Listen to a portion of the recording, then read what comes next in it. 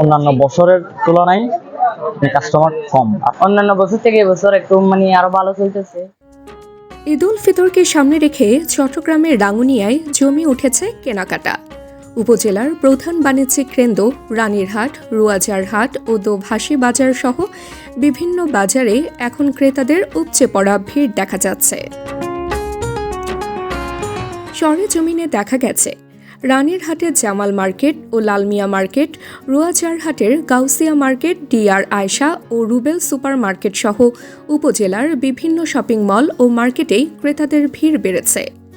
বিশেষ করে প্রবাসী পরিবারের সদস্যদের উপস্থিতি বেশি লক্ষ্য করা যাচ্ছে।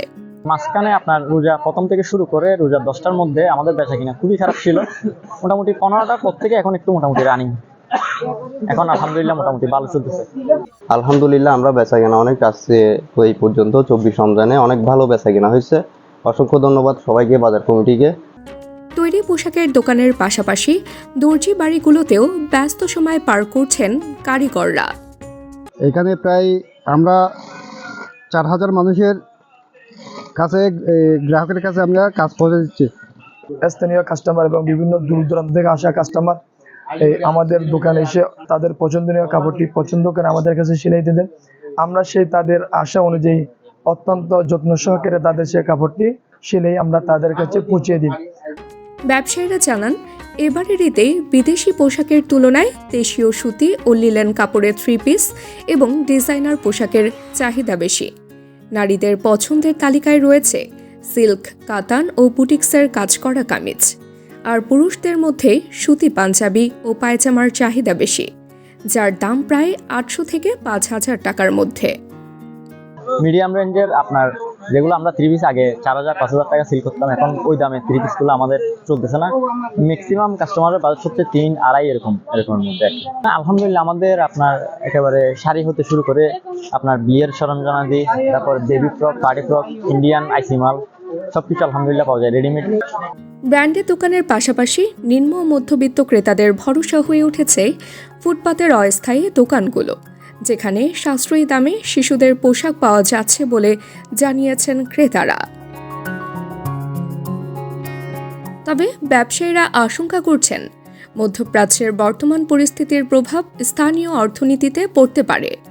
রাঙ্গুনিয়া প্রবাসী বহুল এলাকা হওয়ায় অনেক পরিবার খরচে কিছুটা সংযমী হওয়ার চেষ্টা করছে।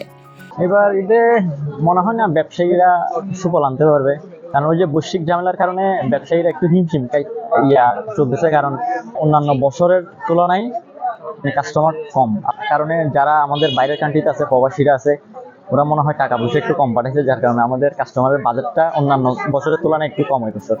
এছাড়া আন্তর্জাতিক বাজারে পরিবহন ব্যয় বাড়ায় কসমেটিক্স ও কিছু আমদানি নির্ভর পণ্যের দাম গত বছরের তুলনায় বেড়েছে বলেও জানান তারা। মোটামুটি ইনশাল্লাহ ভালো চলতেছে।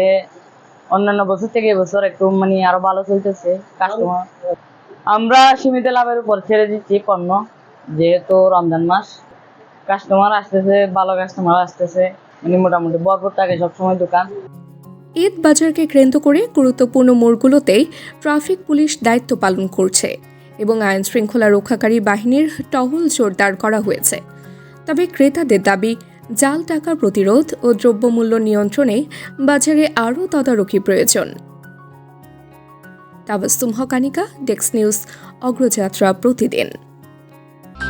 অগ্রযাত্রা প্রতিদিন, নির্ভীক প্রত্যয়ে উজ্জীবিত।